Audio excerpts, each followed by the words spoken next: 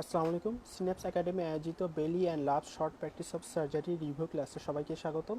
আশা করি সবাই সুস্থ আছেন। আজকে আমরা বেলি অ্যান্ড লাভের হেপাটোবিলিয়ারি অ্যান্ড প্যানক্রিয়াটিক সার্জারি সিস্টেমের প্যানক্রিয়াস অংশটা নিয়ে আলোচনা করব। এবং আমরা জানি যে প্যানক্রিয়াস এটা আছে বেলি অ্যান্ড লাভের চ্যাপ্টার 68-এ। তাহলে আমরা বের করি এখন বেলি অ্যান্ড লাভের চ্যাপ্টার 68 এবং এটা আছে 1212 নাম্বার পেজে। তাহলে আমরা এখন সরাসরি তো পেজে চলে গেলাম, চ্যাপ্টার 68 1212 নাম্বার পেজ। তাহলে প্রথমেই আমরা জানি যে বেলি লাভের সিস্টেমিক যত সার্জারি আছে এগুলোর সব প্রতিটা অধ্যায়ের প্রথম দিকে একটা অ্যানাটমি থাকে, ফিজিওলজি থাকে এবং একই সাথে কিছু ইনভেস্টিগেশন নিয়ে কিছু কথা বলা থাকে। তাহলে প্যানক্রিয়াসের এখানে যতটুকু বলা আছে এটাও আমাদের জন্য খুবই ইম্পর্টেন্ট এবং এখানে খুবই ইম্পর্টেন্ট কিছু ইনফরমেশন দেওয়া আছে। এখানে আমি কিছু মার্ক করে রেখেছি, যেমন pancreas is situated in the retroperitoneum, এটা আমরা সবাই জানি। এবং এখানে কিছু ভাগ করে দেওয়া আছে, যেমন 30% of gland by row 30% of gland is head and বাকি যে 70% থাকে সেটা হলো বডি অ্যান্ড টেল। তাহলে আমরা মনে রাখবো প্যানক্রিয়াসের যে হেড থাকে, বডি এবং টেল থাকে, এর মধ্যে 30%ই হলো হেড আর বডি এবং টেল মিললে তৈরি করে বাকি 70%।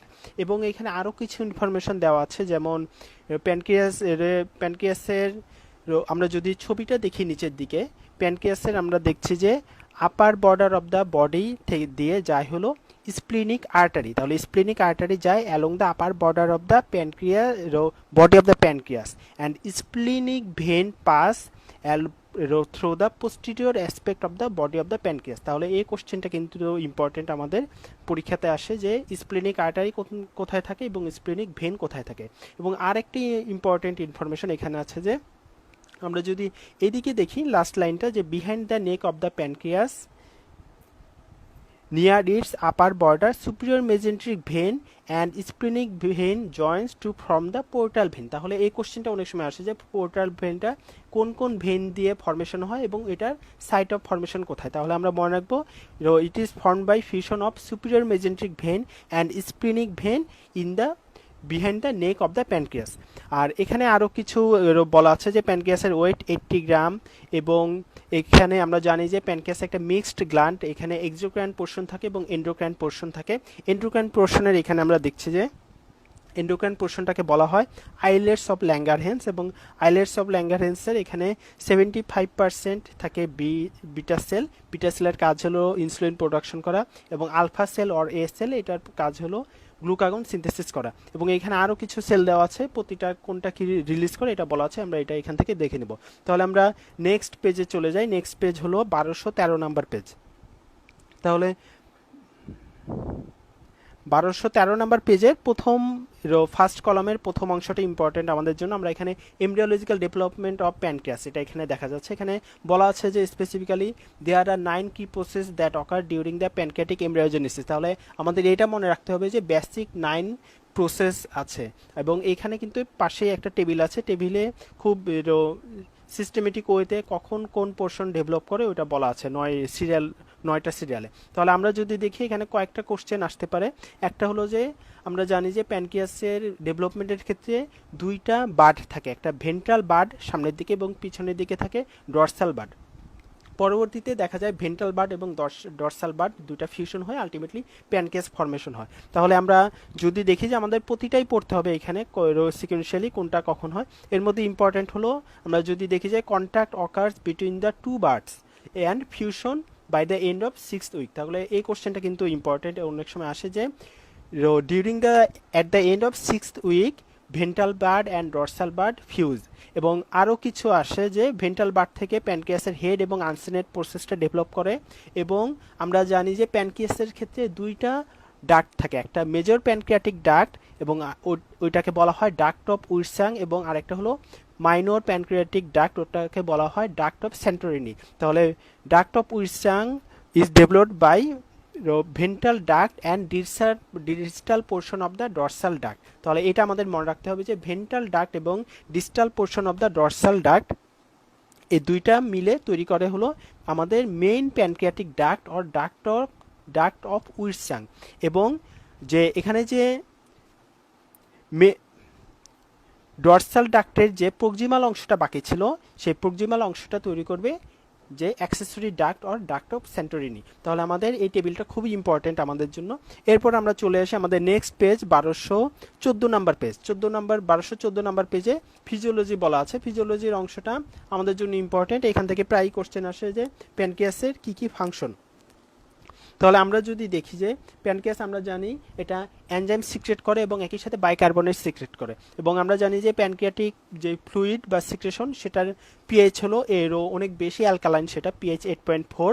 এবং এখানে যদি আমরা দেখি যে দুইটা হরমোন কাজ করে, একটা হলো সিক্রেটিন হরমোন এবং আরেকটা হলো কোলেসিস্টোকাইনিন হরমোন। তাহলে সিক্রেটিং হরমোন এটা সিনথেসিস রিলিজ হয় ফ্রম দ্য ডিউডেনাল মিউকোসা এবং এটা বাইকার্বনেট রিচ ফ্লুইড সিক্রেশনে স্টিমুলেশন দেয়, এবং কোলেসিস্টোকাইনিন এটা দেখা যায় যে এনজাইম রিচ সিক্রেশনে হেল্প করে। তাহলে আমরা মনে রাখবো দুই ধরনের হরমোন দুই ধরনের সিক্রেশনকে হেল্প করে বা অর স্টিমুলেট করে। তাহলে আমরা এই অংশটা পড়বো। এরপরে আমরা চলে যাই আমাদের নেক্সট কলাম। নেক্সট কলাম হলো এখানে কিছু ইম্পর্টেন্ট কথা বলা আছে। আমরা জানি যে প্যানক্রিয়াসের কিছু ইনভেস্টিগেশনের মধ্যে আমাদের যদি বলা হয় প্যানক্রিয়াসের ইনভেস্টিগেশনকে আমরা সবাই জানি যে সিরাম অ্যামাইলেজ, সিরাম লাইপেজ, এবং এটাও আমরা সবাই জানি যে সিরাম অ্যামাইলেজ যদিও এটা ওয়াইডলি ইউজ করা হয় কিন্তু it is less specific and less sensitive. তাহলে আমাদের এইখানে আমরা এই কথাটাই লেখা আছে যে সিরাম অ্যামাইলেজ এবং সিরাম লাইপেজ এর মধ্যে serum lipase is more sensitive and specific এবং but it is not widely available. তাহলে আমাদের কিন্তু এই ইনফরমেশনটা মনে রাখতে হবে। এটা কিন্তু পরীক্ষাতে আসে যে which enzyme is more specific for pancreatitis. তাহলে আমরা মনে রাখবো সিরাম লাইপেজ। এবং এখানে আরও কিছু বলা আছে যে কেন আমরা সিরাম লাইপেজটা অর সিরাম অ্যামাইলেজটা কেন লেস সেন্সিটিভ। এর মধ্যে একটা হলো যে সিরাম অ্যামাইলেজ দেখা যায় কয়েক ঘন্টার মধ্যেই এটার লেভেলটা বাড়তে থাকে এবং পরবর্তীতে 4 থেকে 8 দিনের মধ্যে আবার লেভেলটা কমে যায়। এবং এখানে আরও কিছু কন্ডিশন আছে। আমরা যদি নিচের দিকে দেখি যে শুধু প্যানক্রিয়াটাইটিসই না, আমাদের জিআইটির অনেকগুলো কন্ডিশনে কিন্তু সিরাম অ্যামাইলেজটা বাড়তে পারে। তাহলে আমরা সামারি বক্স 68.2 এখানে একটা কিছু কন্ডিশন দেওয়া আছে, যেমন upper GIT perforation, mesenteric infection, ectopic pregnancy, তারপর রেট্রোপেরিটোনাল হিমাটোমা, এরকম অনেক কিছু, ইভেন রেনাল ফেলোর, এটাতেও কিন্তু সিরাম অ্যামাইলেজ লেভেল বাড়তে পারে। তাহলে আমরা যদি সিরাম অ্যামাইলেজ লেভেল বেশি পাই তাহলে কিন্তু আমরা কখনোই 100% কনফার্মেটরি বলতে পারবো না যে পেশেন্টের অ্যাকিউট প্যানক্রিয়াটাইটিস আর প্যানক্রিয়াটাইটিস আছে, কারণ সিরাম অ্যামাইলেজ অনেকগুলো কন্ডিশনে বাড়তে পারে। এই জন্যই বলা হয় সিরাম অ্যামাইলেজ এটা less sensitive and less specific for pancreatitis. তাহলে আমরা এই অংশটা, এই সামারি বক্সটা খুবই ইম্পর্টেন্ট আমাদের জন্য। এই কোশ্চেনটা কিন্তু আসে যে কোন কোন কন্ডিশনে সিরাম অ্যামাইলেজ লেভেল বাড়তে পারে। তাহলে এটা আমরা এখান থেকে পড়ে নিব। এরপরে আমরা চলে যাই নেক্সট পেজ। নেক্সট পেজ হলো 1215 নাম্বার পেজ, এটার ফার্স্ট কলাম। তাহলে 1215 নাম্বার পেজের ফার্স্ট কলাম। এখানে যদি আমরা দেখি যে একটা বলা আছে যে আমরা জানি যে প্যানক্রিয়াসের কিছু এক্সোক্রাইন ফাংশনও আছে, এবং ক্রনিক প্যানক্রিয়াটাইটিস যখন হয় তখন পেশেন্ট বেশিরভাগ সময় দেখা যায় প্যানক্রিয়াটিক যে এনজাইম ইনসাফিসিয়েন্সি ওটার জন্য ম্যাল অ্যাবজর্পশন নিয়ে প্রেজেন্ট করে। তাহলে তখন আমরা অনেক কিছু করতে পারি। এখানে অনেকগুলো প্রসিডিউরের কথা বলা আছে, এগুলো এত ইম্পর্টেন্ট না কারণ আমাদের এগুলো করাও সম্ভব, করাও ইউজুয়ালি হয় না। তবে একটা খুব ইজি সিম্পল টেস্ট আছে, সেটা হলো মেজারমেন্ট অফ এনজাইম ইলাস্টেজ ইন স্টুল। তাহলে স্টুলের মধ্যে সিরাম ইলাস্টেজ এনজাইম এটা মেজার করে কিন্তু আমরা বলতে পারি যে পেশেন্টের এক্সোক্রাইন ইনসাফিসিয়েন্সি আছে কিনা। তাহলে এক্সোক্রাইন ইনসাফিসিয়েন্সি থাকলে সেটা ইন্ডিকেট করে যে পেশেন্টের ক্রনিক প্যানক্রিয়াটাইটিসের কারণে অনেক সময় দেখা যায়, আমরা জানি যে ক্রনিক প্যানক্রিয়াটাইটিস অর যে কোনো ক্রনিক ইনফ্লেমেশন মানে হলো সেখানে একটা ক্রনিক ইনফ্লেমেশন হয়ে রিপিটেড সেল ইনজুরি হবে এবং আলটিমেটলি হিলিং বাই ফাইব্রোসিস। তাহলে যখনই প্যানক্রিয়াসের মধ্যে রিপিটেড ইনফ্লেমেশন হয়ে সেখানে ফাইব্রোসিস হয়ে যাবে তখনই দেখা যাবে ওইখানকার যে এনজাইমগুলো ছিল ওইগুলোর সিক্রেশন কমে যাবে এবং আলটিমেটলি এক্সোক্রাইন ইনসাফিসিয়েন্সি ডেভেলপ করবে। এবং এক্ষেত্রে আমরা স্টুলে ইলাস্টেজ এনজাইম মেজার করে কিন্তু আইডেন্টিফাই করতে পারি যে পেশেন্টের এক্সোক্রাইন ইনসাফিসিয়েন্সি আছে কিনা। তাহলে আমরা নেক্সট টপিকস আমাদের ইমেজিং। তাহলে প্যানক্রিয়াটাইটিস আর প্যানক্রিয়াসের ক্ষেত্রে আমরা কি কি ইমেজিং করতে পারি। তাহলে আমরা জানি যে হেপাটোবিলিয়ারি সিস্টেমের ক্ষেত্রে একটা ইজি এবং সিম্পল ইনভেস্টিগেশন হলো আলট্রাসোনোগ্রাফি। তাহলে আমরা আলট্রাসোনোগ্রাফি করে কিন্তু প্যানক্রিয়াসের কি কি স্ট্রাকচারটা কীরকম, ওইখানে কোনো ফ্লুইড জমা হয়েছে কিনা বা কোনো নেক্রোসিস আছে কিনা এগুলো কিন্তু খুব ইজিলি ডায়াগনোসিস করতে পারি। তাহলে ultrasonography it is the initial investigation of choice. তাহলে আমরা এটা মনে রাখবো, ultrasonography is the initial investigation of choice in patient with jaundice to determine হুইদার or not the bile duct is dilated. তাহলে বাইল ডাক্ট হতে পারে বা হেপাটোবিলিয়ারি যে কোনো কজের জন্য আমাদের ইনিশিয়াল ইনভেস্টিগেশন অফ চয়েস হলো আলট্রাসোনোগ্রাম। এরপরে আরও কিছু ইনভেস্টিগেশন আছে, যেমন সিটি স্ক্যান করতে পারি আমরা, তারপরে এমআরআই করতে পারি, এবং এমআরআই এর একটা মডার্ন টেকনোলজি আমরা জানি যে মডার্ন অ্যাডভান্সমেন্ট হলো এমআরসিপি করতে পারি।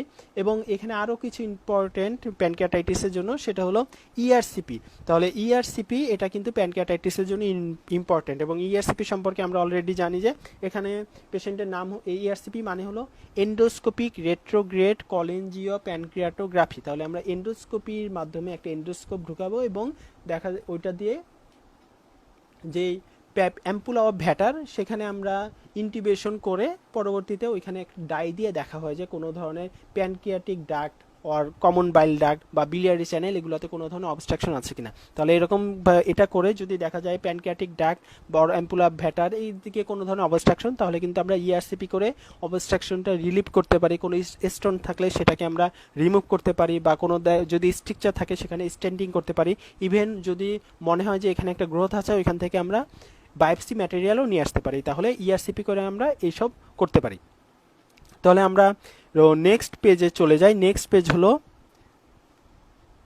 1219 নাম্বার পেজ। তাহলে 1219 নাম্বার পেজ, এখানে আমরা চলে আসি একটা ইম্পর্ট্যান্ট কন্ডিশন, সিস্টিক ফাইব্রোসিস। তাহলে সিস্টিক ফাইব্রোসিস এটা অনেক সময় সিস্টিক ফাইব্রোসিস থেকে পেপার 3 প্যাথোলজিতে কোশ্চেন আসে যে সিস্টিক ফাইব্রোসিস এটা থেকেই একটা এমসিকিউ দিয়ে দেয় অনেক সময়। তাহলে সিস্টিক ফাইব্রোসিস এটা আমাদের ইলাবোরেটলি পড়তে হবে। তাহলে সিস্টিক ফাইব্রোসিস এখানে আমরা দেখছি যে এটা হলো একটা অটোজোমাল রিসেসিভ কন্ডিশন, এটা একটা ইনফরমেশন আমরা পেলাম। আরেকটা হলো এখানে অনেক সময় একটা জিনের মিউটেশন হয়, এটা হলো সিএফটিআর জিন। তাহলে cystic fibrosis transmembrane conductance regulator জিন, এই জিনটা থাকে ক্রোমোজোম 7-এ, এবং এই জিনের মিউটেশনের জন্য অনেক সময় সিস্টিক ফাইব্রোসিস হতে পারে। এবং আরও একটা ইম্পর্টেন্ট যখন আমরা ক্লিনিক্যাল পিকচার পড়বো, এটা হলো multi system disorder of exocrine gland. তাহলে এক্সোক্রাইন গ্ল্যান্ডের অনেকগুলো এক্সোক্রাইন গ্ল্যান্ডের মাল্টিপল এক্সোক্রাইন গ্ল্যান্ডের ডিসঅর্ডার। তাহলে কি কি এক্সোক্রাইন গ্ল্যান্ডের ডিসঅর্ডার? এটা একটা তো আমরা জানি যে প্যানক্রিয়াসের হতে পারে, তারপরে লিভারে হতে পারে, তারপর এমনকি এটা ইন্টেস্টাইনকে ইনভলভ করতে পারে, এবং একই সাথে এটা কিন্তু লাংসকে ইনভলভ করতে পারে। তাহলে লাংসকে যখন ইনভলভ করবে ফুসফুসকে, তখন দেখা যাবে পেশেন্টের ম্যানিফেস্টেশন হয় ক্রনিক পালমোনারি ডিজিজ। তাহলে ক্রনিক পালমোনারি ডিজিজ কারণ ওইখানে দেখা যায় যে সিক্রেশনগুলো থাকে ওইগুলো প্লাগিং হয়ে আলটিমেটলি ওইখানে একটা chronic obstructive pulmonary disease develop করে পেশেন্টের। তাহলে লাংসের ক্ষেত্রে ম্যানিফেস্টেশন হবে ক্রনিক পালমোনারি ডিজিজ। তারপরে ইন্টেস্টাইনের ক্ষেত্রে ম্যানিফেস্টেশন হবে মিকোনিয়াম আইলিয়াস। তাহলে ইন্টেস্টাইন থেকে যে সিক্রেশনগুলো যায় ওগুলো দেখা যায় থিক সিক্রেশন থাকে, ওগুলো ঠিকমতো পাস করতে পারে না, এবং পরবর্তীতে ওই সিক্রেশনগুলো দেখা যায় একটা প্লাগের মতো তৈরি করে প্লাগিং করে ইন্টেস্টাইনাল অবস্ট্রাকশন তৈরি করতে পারে। এবং আমরা জানি যে নিউনেটের ক্ষেত্রে এটা একটা কমন কন্ডিশন, অনেক সময় এটাকে বলা হয় মিকোনিয়াম আইলিয়াস। তারপর হলো প্যানক্রিয়াসের ক্ষেত্রেও এটা দেখা যাবে যে সিক্রেশনগুলো এক্সোক্রাইন সিক্রেশন এগুলোও ঠিকমতো আসতে পারবে না, আলটিমেটলি পেশেন্টের ফিচার হবে ম্যাল অ্যাবজর্পশন। এবং লিভারের ক্ষেত্রে হবে এই বাইল ডাক্টের মধ্যে একই রকমভাবে যে সিক্রেশনগুলো আছে ওগুলো প্লাগিং হয়ে আলটিমেটলি দেখা যাবে পেশেন্টের সিরোসিস অফ লিভার হয়ে যেতে পারে। তাহলে আমরা এটা যেহেতু multi system disorder of exocrine gland, তাহলে লাংসের ক্ষেত্রে আমাদের ফিচার হবে ক্রনিক পালমোনারি ডিজিজ, ইন্টেস্টাইনের ক্ষেত্রে হবে মিকোনিয়াম আইলিয়াস, প্যানক্রিয়াসের ক্ষেত্রে হবে প্যানক্রিয়াটিক ইনসাফিসিয়েন্সি অ্যান্ড ম্যালঅ্যাবজর্পশন, অ্যান্ড লিভারে হবে সিরোসিস। এবং আমরা জানি যে সিস্টিক ফাইব্রোসিসের পেশেন্ট অনেক সময় কিন্তু ইনফার্টিলিটি নিয়েও প্রেজেন্ট করে। তাহলে ইনফার্টিলিটি কেন হবে? আমরা জানি যে এখানে সিক্রেশনগুলো হয়ে যায় থিক সিক্রেশন, এবং যখনই দেখা যাবে সার্ভাইকাল ফিমেলের সার্ভিক্সের মিউকাসটা ঠিক হয়ে যাবে তখন কিন্তু স্পার্ম ওইখান দিয়ে পাস করতে পারবে না, এজন্য ওইখানে দেখা যাবে পেশেন্টের ইনফার্টিলিটি হতে পারে। এবং মেলের ক্ষেত্রে যে ইনফার্টিলিটি এটা হয় mainly due to absence of vas deferens. তাহলে আমরা এই ফিচারগুলো পেলাম। এখন এটা আমরা কিভাবে ডায়াগনোসিস করব? অনেক সময় দেখা যায় পেশেন্ট যখন অ্যাডাল্ট এজে এরকম যে কোনো একটা ফিচার নিয়ে প্রেজেন্ট করতে পারে যে কোনো একটা সিস্টেমে, বা অনেক সময় দেখা যায় আর্লি এজেই পেশেন্ট একেবারে বাচ্চা অবশ্যই পেশেন্ট প্রেজেন্ট করে। কীভাবে প্রেজেন্ট করে? অনেক সময় মা বাচ্চা নিয়ে আসে, যে বলে যে আমি যখন বাচ্চাকে আদর করে চুমু দিই তখন দেখা যায় মুখের মধ্যে অনেক সল্টি লাগে, লবণ লবণ লাগে। তাহলে বুঝতে হবে যে আমাদের এইখানে যে সোয়েটিং হয় এখানে সোডিয়াম কন্টেন্ট অনেক বেশি থাকে, এবং এই জন্যই দেখা যায় মা যখন বাচ্চাকে আদর করে চুমু দেয় তখন তার মুখে অনেক বেশি সল্টি মনে হয়, এবং এটা নিয়ে অনেক সময় কিন্তু পেশেন্ট প্রেজেন্ট করতে পারে। তাহলে আমরা এবং টেস্টও করি দেখা যায় সোয়েট টেস্টের মাধ্যমে। তাহলে পেশেন্টের ঘাম নিয়ে যদি ওইখানে সোডিয়াম কন্টেন্টটা মেজার করা হয়, এবং যদি sodium content more than 90 millimole per litre হয়, যদি sodium content more than 90 millimole per litre হয় তাহলে মোটামুটি ডায়াগনোসিস কনফার্ম করা যায় যে এটা সিস্টিক ফাইব্রোসিস। তাহলে আমরা এভাবে ডায়াগনোসিস করতে পারি। এবং ট্রিটমেন্ট কি দিব? ট্রিটমেন্ট হলো অ্যাকর্ডিং, যেহেতু এটা একটা অটোজোমাল রিসেসিভ ডিজিজ, এখানে তো আমাদের কিউরেটিভ ট্রিটমেন্টের দেওয়া পসিবল না, এই জন্য এইসব পেশেন্টকে দেখা যায় সিমটোমেটিক ট্রিটমেন্ট দেওয়া হয়। তার যদি লাংসের প্রবলেম থাকে তাহলে ওইটা ট্রিটমেন্ট দিবে, তার যদি প্যানক্রিয়াসে ম্যালঅ্যাবজর্পশনে প্রেজেন্ট করে তাহলে তাকে এনজাইম রিপ্লেসমেন্ট আর সাপ্লিমেন্ট দেওয়া যায়, এভাবে ট্রিটমেন্ট করা হবে। এরপরে আমরা একটু আগেই পড়েছিলাম প্যানক্রিয়াসের ডেভেলপমেন্ট। ওইখানে আমরা জানি যে একটা ছিল যে প্যানক্রিয়াস ডেভেলপ করে from ventral and dorsal pancreatic duct, এবং এই ভেন্ট্রাল এবং ডরসাল প্যানক্রিয়াটিক ডাক্ট পরবর্তীতে রোটেশন করে দেখা যায় ফিউজ হয়ে যায়, এবং এই দুইটার মধ্যে যদি ঠিকমতো রোটেশন না হতে পারে তখন কিন্তু দেখা যায় প্যানক্রিয়াসটা যেহেতু সেকেন্ড পার্ট অফ ডিউডেনামের পাশেই থাকে, এইটা দেখা যাবে সেকেন্ড পার্ট অফ ডিউডেনামকে পুরোপুরি এনক্লোজ করে রেখেছে, এটাকে বলা হলো অ্যানুলার প্যানক্রিয়াস। এবং অনেক সময় দেখা যায় ডাউন সিনড্রোমের সাথে এই অ্যানুলার প্যানক্রিয়াস এটার একটা অ্যাসোসিয়েশন থাকে। তাহলে আমরা মনে রাখবো অ্যানুলার প্যানক্রিয়াস এটার সাথে ফিউশন থাকে ডাউন সিনড্রোমের, এবং অনেক সময় কিন্তু যেহেতু এটা সেকেন্ড পার্ট অফ দ্য ডিউডেনামকে এনক্লোজ করে রাখে তাহলে অনেক সময় পেশেন্ট কিন্তু অবস্ট্রাকশন বা গ্যাস্ট্রিক আউটলেট অবস্ট্রাকশন নিয়ে প্রেজেন্ট করতে পারে। তাহলে আমরা 1219 নাম্বার পেজে সিস্টিক ফাইব্রোসিস এবং অ্যানুলার প্যানক্রিয়াস এই দুইটা সম্পর্কে এখানে যতটুকু লেখা আছে অতটুকু পড়ে নিব। এরপরে আমরা চলে আসি আমাদের next page 1221 number page. 1221 number page আমরা আমাদের most important content of pancreas chapter pancreatitis এটাতে চলে আসছে, এবং প্যানক্রিয়াটাইটিস এটা কিন্তু অ্যাকিউট অ্যাবডোমেন নিয়ে পেশেন্ট প্রেজেন্ট করে এবং সার্জারি ওয়ার্ডে ফ্রিকুয়েন্টলি ভর্তি হয়। তাহলে আমাদের প্যানক্রিয়াটাইটিস সম্পর্কে খুব ডিটেলস জানতে হবে। তাহলে প্যানক্রিয়াটাইটিস মানেই এখানে আমরা বুঝতে পারছি এটা আছে 1221 নাম্বার পেজের সেকেন্ড কলামে প্যানক্রিয়াটাইটিস। তাহলে প্যানক্রিয়াটাইটিস মানেই আমরা বুঝতে পারছি এটা হলো inflammation of the pancreatic parenchyma. তাহলে জানি যে inflammation of the pancreatic parenchyma is called pancreatitis. এখন প্যানক্রিয়াটাইটিস এটা কি দুইটা ভাগে ভাগ করা হয়, একটা হলো অ্যাকিউট প্যানক্রিয়াটাইটিস এবং আরেকটা হলো ক্রনিক প্যানক্রিয়াটাইটিস। তাহলে অ্যাকিউট প্যানক্রিয়াটাইটিস আমরা কখন বলবো? যখন দেখা যাবে পেশেন্ট অ্যাকিউট অ্যাবডোমেন নিয়ে প্রেজেন্ট করবে, acute onset of abdominal pain with, যখন আমরা টেস্ট করব পেশেন্টের দেখা যাবে 3-fold or greater rise in the serum level of pancreatic enzyme amylase or lipase and characteristic finding of pancreatic inflammation on the contrast enhanced CT scan। তাহলে তিনটা feature আমাদের acute pancreatitis develop করার, একটা হলো characteristic abdominal pain, acute abdominal pain, আরেকটা হলো যদি আমরা সিরাম অ্যামাইলেজ ও লাইপেজ টেস্ট করি তখন দেখা যাবে পেশেন্টের 3-fold or more rise। তাহলে 3 গুণ বা তার বেশি যদি এনজাইমগুলোর লেভেল বেড়ে যায় তাহলে আমরা এটা একটা পয়েন্ট। আরেকটা হলো যে কন্ট্রাস্ট এনহান্স সিটি স্ক্যানে যদি ক্যারেক্টারিস্টিক ফাইন্ডিং পাওয়া যায়, ইনফ্লেমেশনের ক্যারেক্টারিস্টিক ফাইন্ডিং পাওয়া যায়, তখন আমরা বলবো অ্যাকিউট প্যানক্রিয়াটাইটিস। আর তাহলে এটা কেন হয়? এটার একটাই মেন মেকানিজম, সেটা হলো due to premature activation of the pancreatic enzyme. তাহলে প্যানক্রিয়াটিক এনজাইমের প্রিম্যাচিউর অ্যাক্টিভেশনের কারণে প্যানক্রিয়াটাইটিস হয়। তাহলে এটা কিভাবে হতে পারে? এটা যখন হয় প্রিম্যাচিউর অ্যাক্টিভেশন তখন দেখা যায় ওইখানে যেই এনজাইমগুলো থাকে ওই এনজাইমগুলো প্যানক্রিয়াসকে অটোডাইজেশন করে ফেলে। এবং এটা কিভাবে হয়? এটা হয় হলো এই প্যানক্রিয়াসে আমরা জানি অ্যাসিনার সেল থাকে, ডাক্টার সেল থাকে, এবং ওইখানে এই ডাক্টাল এপিথিলাম এবং প্যানক্রিয়াটিক অ্যাসেনার এপিথিলাম ওইগুলোতে যদি কোনো ধরনের ইনিশিয়াল ইনসাল্ট হয় তখন কিন্তু এই auto premature activation of pancreatic enzyme হতে পারে। তাহলে মেকানিজমটা আমরা এখানে থেকে শর্টে দেখে নিব। এরপর হলো অ্যাকিউট প্যানক্রিয়াটাইটিস, এটাকে আবার কি দুইটা টাইপে ভাগ করে। অ্যাকিউট প্যানক্রিয়াটাইটিসকে আবার দুইটা ভাগে ভাগ করা হয় অনেক সময়। একটা হলো মাইল্ড অ্যাকিউট প্যানক্রিয়াটাইটিস বা এটাকে বলা হয় ইন্টারস্টিশিয়াল ইডিমেটাস প্যানক্রিয়াটাইটিস, আর একটা হলো সিভিয়ার অর নেক্রোটাইজিং প্যানক্রিয়াটাইটিস। তাহলে আমরা প্রথমে পড়েছিলাম প্যানক্রিয়াটাইটিস, এটা দুই ধরনের, একটা হলো অ্যাকিউট প্যানক্রিয়াটাইটিস, একটা হলো ক্রনিক প্যানক্রিয়াটাইটিস। অ্যাকিউট প্যানক্রিয়াটাইটিসকে আবার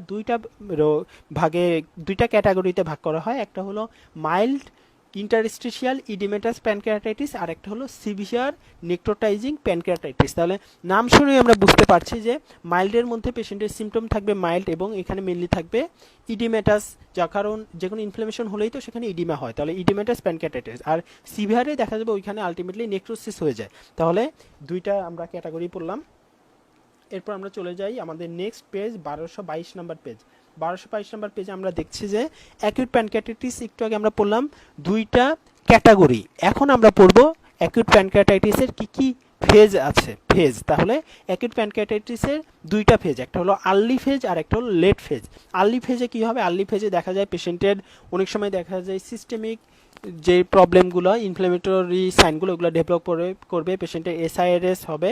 এবং লেট ফেজ তখন দেখা যাবে পেশেন্টের লেট ফেজের মধ্যে পারসিস্টেন্ট সাইন অফ ইনফ্লামেশন থাকবে, একই সাথে অনেক সময় লোকাল কমপ্লিকেশন থাকে। লোকাল কমপ্লিকেশনগুলো আমরা একটু পরে চার্ট আকারে পড়বো যে কী কী লোকাল কমপ্লিকেশন হতে পারে। তাহলে আমরা মনে রাখবো আর্লি ফেজে হয় মেনলি সিস্টেমিক যেই ইনফ্ল্যামেটরি সাইন বা সিস্টেমিক যেই প্রবলেমগুলো ওগুলো। তাহলে সিস্টেমিক মানে সেটা কিডনিকে ইনভলভ করবে, সেটা লাংসকে ইনভলভ করবে, সেটা লিভারকে, সেটা হার্টকে ইনভলভ করবে, সেটা হিমাটোলজিক্যাল কিছু চেঞ্জ করবে। তাহলে আর্লি ফেজে হয় মেনলি সিস্টেমিক সাইনগুলো, আর লেট ফেজে হয় মেনলি যে লোকাল সাইনগুলো। লোকাল সাইন মানে প্যানক্রিয়াসেরই কিছু লোকাল কমপ্লিকেশন দেখা দেয়, ওগুলো হবে আমাদের লেট ফেজে। এরপর হলো ক্রনিক প্যানক্রিয়াটাইটিস। তাহলে ক্রনিক প্যানক্রিয়াটাইটিস, এটা আমরা জানি যে এখানে ক্রনিক ইনফ্লামেশন হবে, এবং ক্রনিক ইনফ্লামেশন যখনই হয় তখন আমরা জানি যে সেখানে repeated cell injury and healing by fibrosis, এটা হলো ক্রনিক ইনফ্লামেশনের সাইন।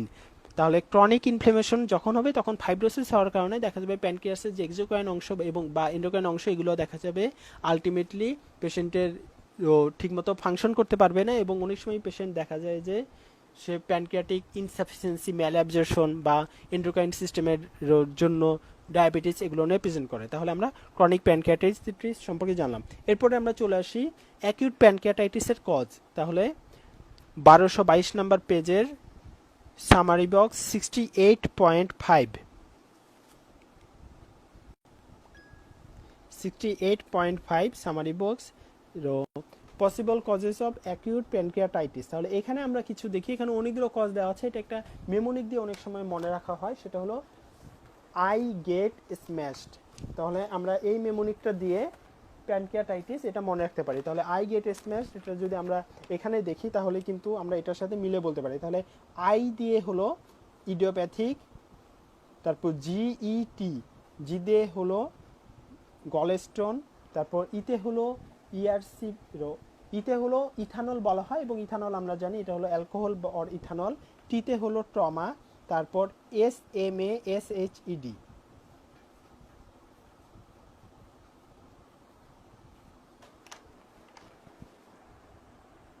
তাহলে আমরা মনে রাখতে পারি আই গেট স্ম্যাশ। তাহলে আমরা এই মেমোনিক দিয়ে মনে রাখতে পারি। আইতে হলো ইডিওপ্যাথিক, আইতে হলো আমরা বুঝি ইডিওপ্যাথিক, জিতে হলো গলস্টোন, ইতে হলো ইথানল অর অ্যালকোহল, টিতে হলো ট্রমা। আমরা জানি যে কোনো অ্যাবডোমিনাল ট্রমাতে বা অ্যাবডোমিনাল ট্রমাতে অনেক সময় প্যানক্রিয়াটাইটিস হতে পারে। এরপরে এসে হলো স্টেরয়েড, এমতে হলো ম্যালনিউট্রিশন, এতে হলো অটোইমিউন, আমরা একটু পরে দেখব অটোইমিউন কিছু কজ আছে। তারপর হলো এসে হলো স্করপিয়ন বাইট, এইচতে হলো হেরিডিটারি প্যানক্রিয়াটাইটিস, হাইপার ক্যালসেমিয়া, এবং হাইপার ক্যালসেমিয়ার একটা কজ হলো হাইপার প্যারাথাইরয়েডিজম, এটা আমরা জানি। তাহলে এইচতে হলো hereditary pancreatitis, hyper calcaemia, hyper parathyroidism, এবং ইতে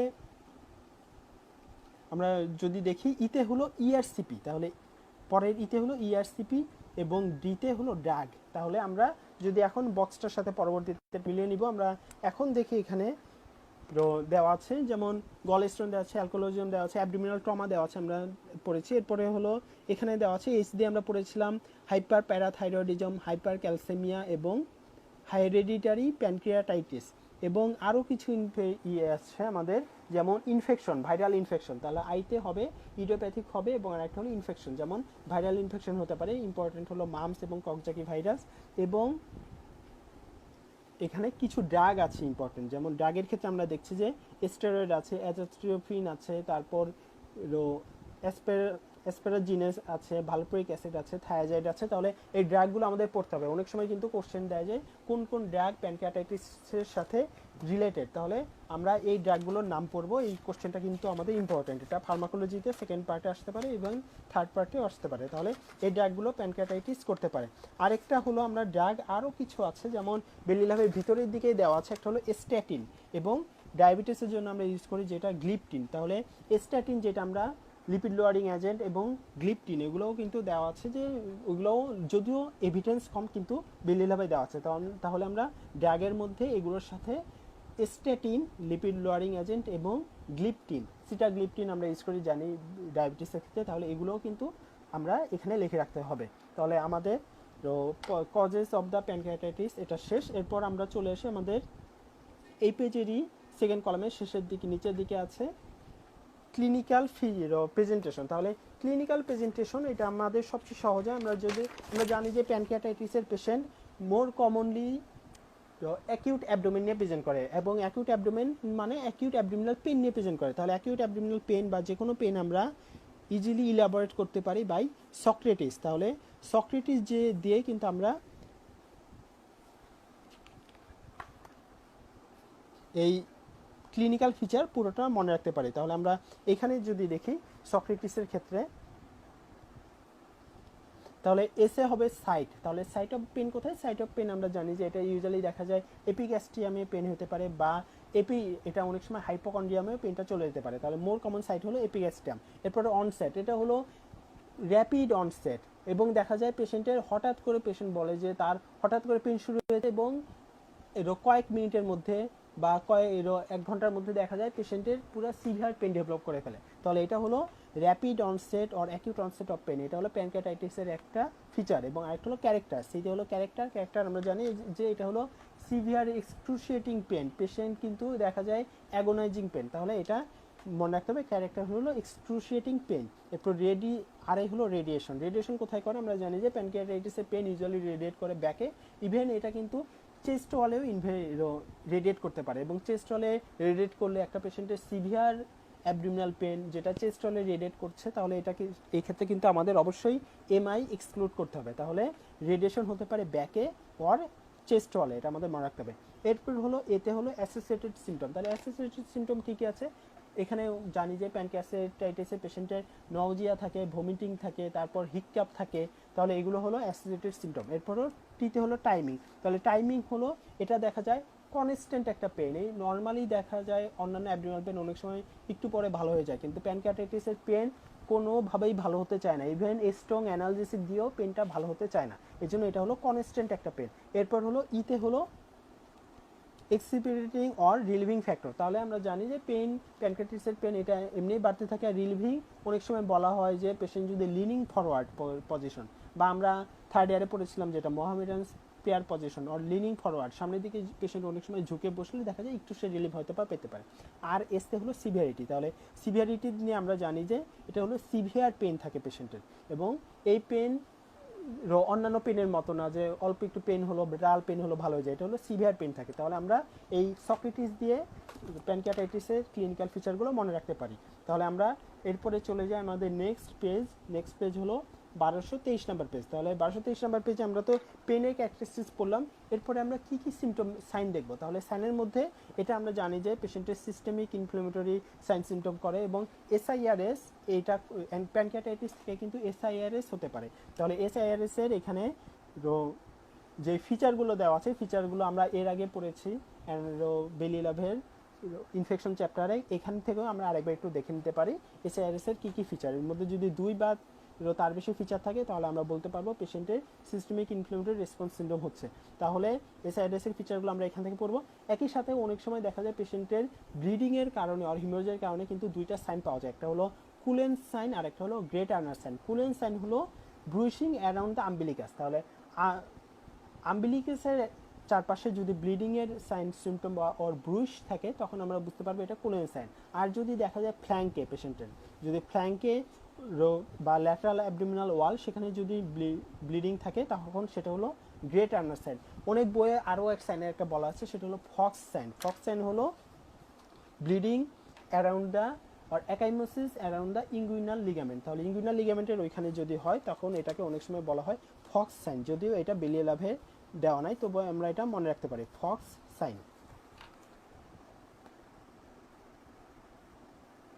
তাহলে প্যানক্রিয়াটাইটিসে গ্রে টার্নার সাইন পাওয়া যায়, কুলেন সাইন পাওয়া যায় এবং অন্যান্য অনেক বই দেওয়া আছে ফক্স সাইন এটাও পাওয়া যায়। এবং এই সাইনগুলো কিন্তু প্যানক্রিয়াটাইটিসের জন্য স্পেসিফিক না। আমার এরকম যদি কুলেন সাইন পাই বা গ্রে টার্নার সাইন পাই তাহলে কিন্তু আমি বলতে পারবো না যে পেশেন্টের প্যানক্রিয়াটাইটিস, কারণ কি এগুলো মেনলি ইন্ডিকেট করে পেশেন্টের ব্লিডিং আছে। সাধারণত দেখা যায় অনেক সময় ইন্ট্রাপেরিটোনিয়াল ব্লিডিং হলে বা একটোপিক প্রেগনেন্সি ব্লিডিং হলে অনেক সময় কিন্তু কুলেন সাইন পাওয়া যায়, বা অন্যান্য ইন্ট্রাঅ্যাবডোমিনাল ব্লিডিংয়ে কিন্তু অরেটোপেরিটোনিয়াল ব্লিডিংয়ে কিন্তু গ্রে টার্নার সাইন পাওয়া যায়। তাহলে এই সাইনগুলো দিয়ে আমরা বুঝতে পারি যে পেশেন্টের ব্লিডিং হচ্ছে but it is not specific for pancreatitis.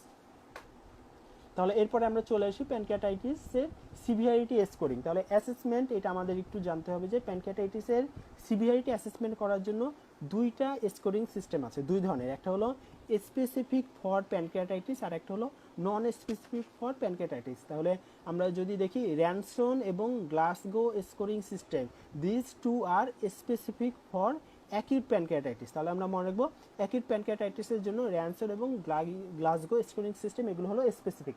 আরও কিছু স্কোরিং সিস্টেম আছে যেমন অ্যাপাচি, তারপর হলো স্যাপস, তারপর হলো সোফা, তারপর হলো মডস, তারপর হলো মার্শাল সিস্টেম। তাহলে অ্যাপাচি মানে কি? অ্যাপাচি মানে হলো acute physiology and chronic health evaluation. SAPS মানে হলো সিম্পলিফাইড অ্যাকিউট ফিজিওলজি স্কোর। তারপর সোফা মানে হলো সিকোয়েন্সিয়াল অর্গান ফেলোর অ্যাসেসমেন্ট। তাহলে এগুলো দিয়ে আমরা বুঝছি এগুলো কিন্তু যে কোনো অর্গান ফেলোরে আমরা সোফা ইউজ করতে পারি, বা অ্যাবডোমিনাল কোনো প্রবলেম বা সিভিয়ার কোনো প্যাথোলজিক্যাল কন্ডিশন এগুলোতে কিন্তু আমরা অ্যাপাচি সিস্টেম ইউজ করতে পারি। তাহলে এগুলো ক্রিটিক্যাল ইল পেশেন্ট সবার ক্ষেত্রে আমরা এই সিস্টেমগুলো ইউজ করতে পারি। কিন্তু প্যানক্রিয়াটাইটিস যদি আমরা সাসপেক্ট করি তখন আমরা র্যানসন এবং গ্লাসগো স্কোরিং সিস্টেম এই দুইটা স্পেসিফিক্যালি ইউজ করতে পারি। তাহলে আমরা এইগুলো শুধু একটু নাম পড়তে হবে, এর মধ্যে যেই দুইটা আমাদের জন্য স্পেসিফিক। তাহলে আমরা পরের পেজে চলে আসি। পরের পেজ হলো 1224 নাম্বার পেজ। 1224 নাম্বার পেজ, এখানে আমরা দেখছি টেবিল 68.3 এর মধ্যে দুইটা স্পেসিফিক ক্রাইটেরিয়া দেওয়া আছে স্কোরিং সিস্টেম, একটা হলো র্যানসন স্কোর আর একটা হলো গ্লাসগো স্কোরিং সিস্টেম। তাহলে গ্লাসগো স্কোরিং সিস্টেম এটা মনে রাখা একটু সহজ এবং এটার একটা সুবিধা হলো এটা 48 ঘন্টার মধ্যে আমি যে কোনো সময় করে পেশেন্টের প্যানক্রিয়াটাইটিসের সিভিয়ারিটি দেখতে পারবো। তাহলে এটা আমাদের জন্য মনে রাখা সহজ, আমরা এটা খুব ইজিলি মনে রাখতে পারি। এটা যেহেতু প্যানক্রিয়াটাইটিস এটা আমরা প্যানক্রিয়াটাইটিস এটা দিয়েই মনে রাখতে পারি। প্যানক্রিয়াস, তাহলে প্যানক্রিয়াস মেমোনিক দিয়ে আমরা এটা মনে রাখতে পারি। তাহলে PANCREAS, তাহলে প্যানক্রিয়াস দিয়ে আমরা এটা মনে রাখতে পারি। তাহলে আমরা যদি এই ক্রাইটেরিয়াগুলো আমরা দেখবো যে প্যানক্রিয়াসের মধ্যে সব চলে আসবে। তাহলে পিতে কি? পিতে হলো partial pressure of oxygen less than 8 কিলোপ্যাসকেল।